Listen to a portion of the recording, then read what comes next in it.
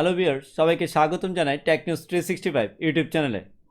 বর্তমানে সবাই আমরা ইন্টারনেট ব্যবহার করার ক্ষেত্রে বিভিন্ন ধরনের রাউটার ব্যবহার করে থাকি। আর এক্ষেত্রে যারা অল্প বাজেটের ভিত্তিতে রাউটার কিনে ইন্টারনেট অ্যাক্সেস করতে চান, সেক্ষেত্রে তারা অনেকেই আসুসের RT-N12 মডেলের রাউটারটি কিনে থাকেন। আর এই রাউটারটি কেনার মাধ্যমে আপনারা যখন ইন্টারনেট কানেকশনটুকু নিয়ে থাকেন, তখন হয়তো কোনো আইএসপির টেকনিক্যাল পার্সনের মাধ্যমে আপনাদের রাউটারটিকে কনফিগার করে থাকেন। আর এক্ষেত্রে যারা ওই টেকনিক্যাল পার্সনের মাধ্যমে যদি কনফিগার না করে আপনি নিজেই এই রাউটারটিকে কনফিগার করতে চান, তাদের জন্যই কিন্তু আজকের আমার ভিডিওটি। আর তাই আজকের আমার ভিডিওটির মাধ্যমে আমি আপনাদেরকে আসুসের RT-N12 মডেলের রাউটারটিকে কম্পিউটার দ্বারা আপনি কিভাবে সেট আপ করতে পারবেন সেই প্রসিডিউরটুকুই দেখানোর চেষ্টা করেছি।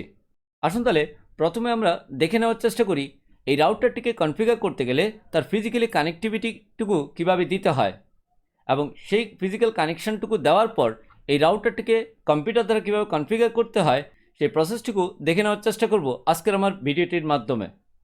আর তাই আমি আপনাদেরকে অনুরোধ করব, যারা আপনারা আসুসের এই R2N12 মডেলের রাউটারটিকে নিজেই কনফিগার করতে চান, তারা অবশ্যই ভিডিওটি সম্পূর্ণ দেখার চেষ্টা করবেন।